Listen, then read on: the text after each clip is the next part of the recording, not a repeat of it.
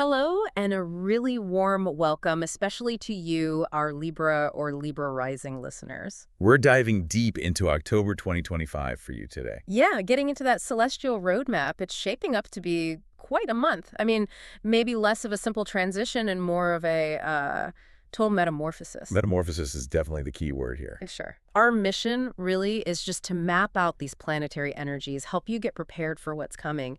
It seems to kick off with rest, but ends with, well, a really powerful financial focus. Absolutely. It's this huge shift from deep inner healing work Yeah. to really potent outward expression. And we see these pressure points forming almost immediately around your identity, your professional life. That first and 10th house friction. Exactly. And that tension ultimately primes you for a complete financial reassessment in your second house. It's truly a month where your self-worth gets redefined. Okay, let's unpack this. We really need to start with your ruler, Venus. Her position is just crucial for the first half of the month. Totally. So until the 13th, Venus is in Virgo, and that puts her in your 12th house, your sector of deep rest, solitude, healing. So the cosmos is basically saying, okay, Libra, time out. Pretty much. Yeah. The first 2 weeks are demanding quiet, recuperation, maybe even a bit of isolation. Think compassionate solitude. You might feel yourself drawn to being a bit hermity. Seeking peace in nature, needing space. Exactly. Or just wanting to unwind. It's also a space where, hidden affections or behind-the-scenes connections can thrive quietly. And that feeling, that need for retreat, it gets really amplified around the 4th, right? When Venus connects with the South Node in Virgo. Oh, yeah. Powerfully amplified. Still in that deep 12th house. Okay. Mark the 4th down. It's a major spiritual clearing day. This Venus-South Node conjunction is super potent for releasing old subconscious patterns, maybe some lingering grief or just long-standing longing you've been carrying. And since Venus rules your first house, yourself, and the 8th, your psyche, this is personal. Deeply personal. It's like a spiritual detox. It's really pushing you to let go of old mental habits or maybe work patterns that have been draining your health without you even realizing. And there's a reason this retreat is so needed now, isn't there? Something about Mercury and Jupiter. Right, the context is key. Mercury, which rules that South Node setup, has just squared Jupiter, the planet of expansion, which is up in your 10th house of career. So that square tells a story. It really does. The story is, Yeah. you've likely been overdoing it, working too much. Your mental bandwidth is just fried. Career pressure hitting a peak. Totally. The stress of professional responsibility has hit critical mass, and that 12th house is demanding you disconnect.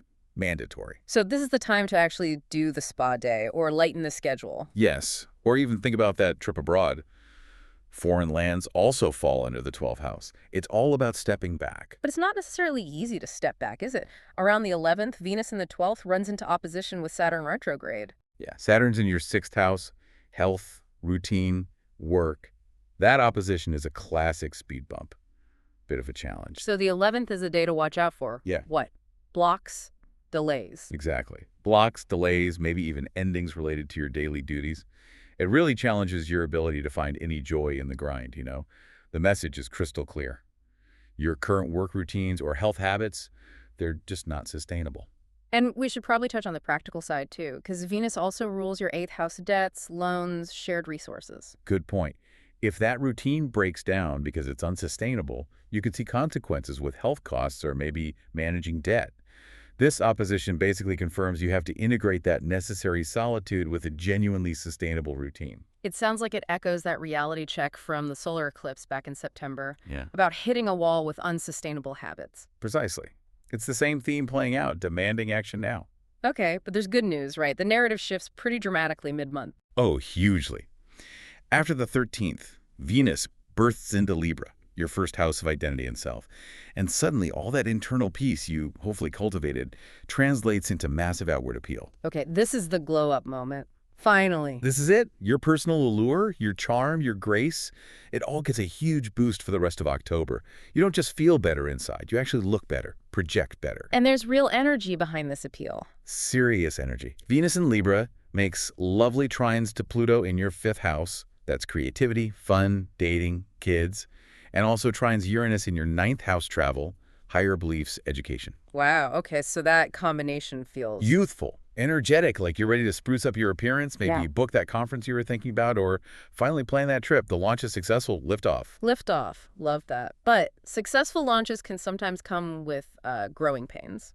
Let's talk communication early in the month. Mercury starts in your first house, Libra. Yeah, and it immediately squares Jupiter up in your 10th house of career and growth. Ooh, So okay. So tension again. pure tension. It's that friction between your self-expression, how you want to talk, how you want to show up, and the relentless demands of your professional advancement. You can feel mentally frazzled, spread thin. Like the responsibilities of career growth are just overwhelming your personal voice. Exactly. You might feel like you can't quite get your point across, or that your message is getting lost in the sheer volume of work. So the advice here is precision. Communicate really thoughtfully. Absolutely. Yeah. You need to make sure your personal identity aligns cleanly with your professional goals. Otherwise, you risk being misunderstood or just feeling completely overwhelmed. And does this connect back to that 12th house need for rest? Definitely. Remember, Mercury also rules your 12th house. So if you didn't honor that initial need for rest and solitude, this mental pressure from the Mercury-Jupiter square, it hits way harder. You'll feel utterly swamped by work or family duties. Okay, message received. Rest early, communicate carefully. The pace seems to pick right up, though. By the 6th, Mercury moves. Yep, Mercury ingresses into Scorpio, settling right into your 2nd house. That's finances, values, resources. Ah, so the mental focus snaps straight to money. Immediately. This is where you start having those deep talks about values, really probing your financial situation. Expect some incredible intuitive hits about investments or maybe potential big purchases. Your mind is sharp on money matters. But caution needed, since Mercury is tied to that 12th house of losses. Yes, exactly. You've got this hyper-focus on money, which is great for earning potential, but you absolutely need to be wary of impulsive spending. That 12th house link can mean resources slipping through your fingers if you're not careful. Okay, so financial focus is building, but something else big happens around the same time, on the 6th. Huge. A massive emotional and relational culmination. The full moon in Aries. It's directly opposite you in your 7th house of partnerships, clients, key relationships. Wow. So for anyone with Libra placements around, say, 13, 15 degrees, this is highly personal. Very personal. All the focus lands squarely on your 7th house people. Your spouse, your business partner, clients, maybe even competitors or therapists. It can be excellent for business development, bringing things to a head. But there's a complication, isn't there, with Mars? There is. Mars, the ruler of Aries, and therefore this full moon, is sitting right there in your 2nd house of money and values. So the relationship culmination, whether it's a make or break moment or deepening commitment, it's likely tangled up with conflicts over money Yeah. or shared values. Very likely. This really brings the cycle that started with the Aries solar eclipse back in the spring to a head. Now you're seeing the full reality of your partnerships, finances, and all. That sounds intense. How do you balance focusing on partnerships with all this internal transformation that's also happening? Well, the cosmos helps with that. First, on the 13th, we get a really powerful internal shift. Pluto stations direct in your 5th house. The 5th house. Creativity, dating, children, fun. Exactly.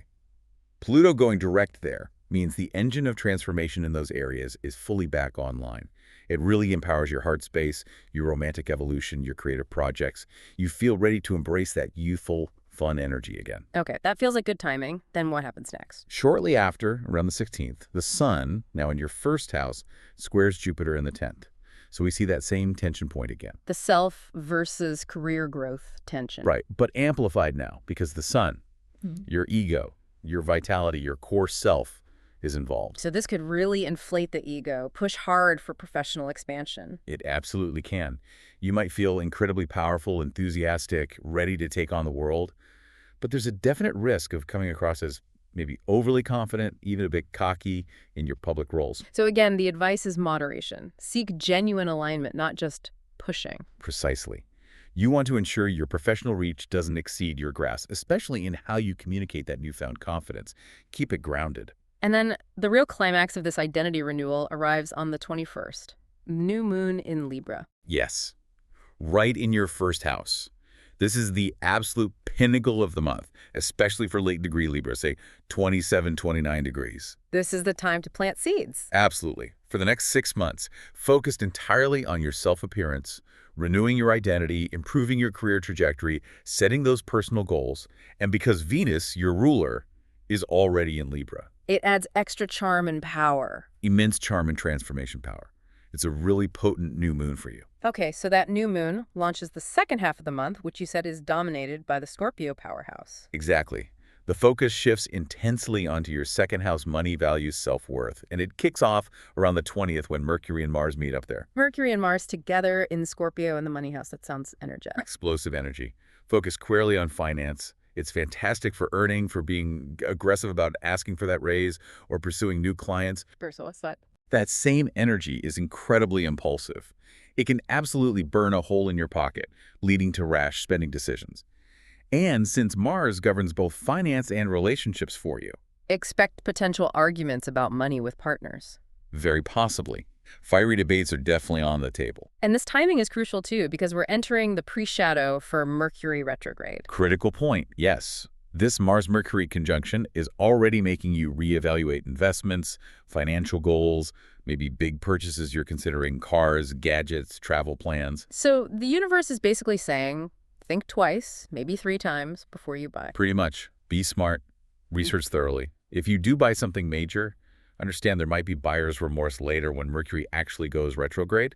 Definitely save receipts, keep tags on. It's all about reevaluating your self-worth and how you spend based on that. Got it.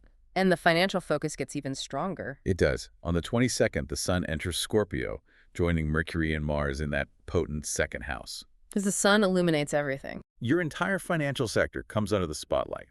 Your values, your earning potential, your self-worth. The mandate is crystal clear. Get paid what you believe you're worth. Invest in yourself. Use this energy to really strengthen your financial foundation. Okay, but there's a potential snag. The sun squares Pluto. Yeah, the Sun in your second squares Pluto, which is still in your 5th house. Creativity, romance, fun, kids. So how does that play out? Ego and money versus fun and romance. It's a warning against obsession, really. Getting overly fixated on partners, hobbies, or children, especially if that fixation involves overspending on those creative or romantic activities. You're feeling confident about earning, which is great, but you need to be mindful and moderate where that money flows, particularly towards pleasure or dependence. Right. Keep the spending aligned with the value. Now, shifting gears a bit.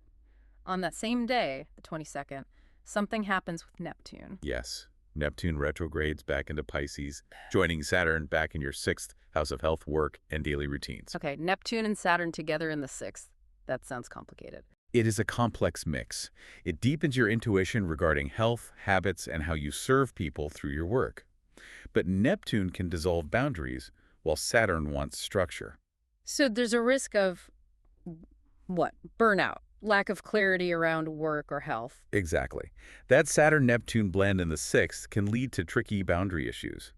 You might find yourself overworking, letting your mental health suffer, losing sleep, or just feeling generally foggy about your routine because the lines are blurred. Physical health can definitely be impacted. So the focus needs to be on creating clear, healthy boundaries and routines. Absolutely.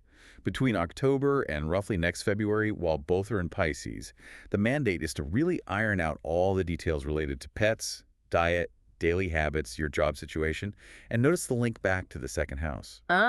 Managing your money better allows you to make necessary changes to your health routines. Precisely. You can't fully step into earning your worth if you're constantly depleted or your daily life feels chaotic. The two are directly connected this fall and winter. Makes sense. Okay, one final shift. Mercury moves again near the end of the month. Yep. On the 29th, Mercury enters Sagittarius, moving into your 3rd house. That's communication, learning, short trips, siblings, neighbors, media, even cars. So the mental energy shifts towards planning, learning, maybe local travel. Exactly. Your mind activates for planning and communication. But Yeah. keep in mind, Mercury will retrograde here fairly soon, so maybe start thinking about plans rather than finalizing everything just yet. And there's one last aspect to watch. One last key interaction. Mercury in Sag opposes Uranus over in your 9th house. That's higher education, long-distance travel, beliefs, publishing. Okay, Mercury opposite Uranus, communication versus surprises. Sort of. It can spark philosophical debates that come out of nowhere, or sudden disruptions to travel plans or educational pursuits. Expect the unexpected in communication, especially anything involving distance or different cultures. Like messages getting lost in translation. Very possible. Or sudden changes to an itinerary or surprising news related to studies. The best advice is to stay open-minded, flexible, but definitely verify facts, especially in that last week. Misunderstandings are likely. Wow, okay, what a month. So much going on. Let's quickly recap those key dates you mentioned, just to help anchor everything. Sure. So best days for love, connection, feeling good about yourself. Yeah. Look at the 2nd through the 4th, then the 13th and 14th as Venus shifts, and again the 29th and 30th. And those days where things just seem to flow your way, opportune days. Those are the 4th, 5th, 7th, 8th, the 14th, 19th, and Halloween the 31st. Good days for career The focus. 12th and 13th stand out, right around that Venus shift into your sign. Power moments. And the positive money days, tapping into that Scorpio energy. Definitely the 21st to the 23rd, surrounding the sun's move into Scorpio. Prime time for financial focus. And crucially, the most challenging days where stress might peak. Be mindful around the 2nd, then particularly the 9th through the 11th that aligns with that tricky Venus-Saturn opposition we talked about. Also watch the 13th and the 25th for potential friction. Okay, so summing it all up, Libra, October really is this profound, very active month for you. A real journey from that deep inner work and required rest In the first half. to this powerful outward expression and very tangible financial fortification in the second half. And navigating those growth pains, that recurring tension between your personal identity in the first house and that professional push in the 10th, that's really key to making the most of this cycle. The solitude early on hopefully gave you the clarity needed. Right. And the identity renewal planted by that beautiful Libra new moon is your fresh start, your launch pad. So maybe a final thought for you, Libra, to take away and contemplate as you step into this new beginning. The ultimate question for October seems to be, did that necessary solitude, that inner work you did early on, give you the emotional and mental clarity you needed to truly demand the self-worth and the financial recognition that this Scorpio powerhouse energy is ready to deliver in the second half? Embrace that confidence. Trust your renewed charm. Use that financial power wisely and know your worth.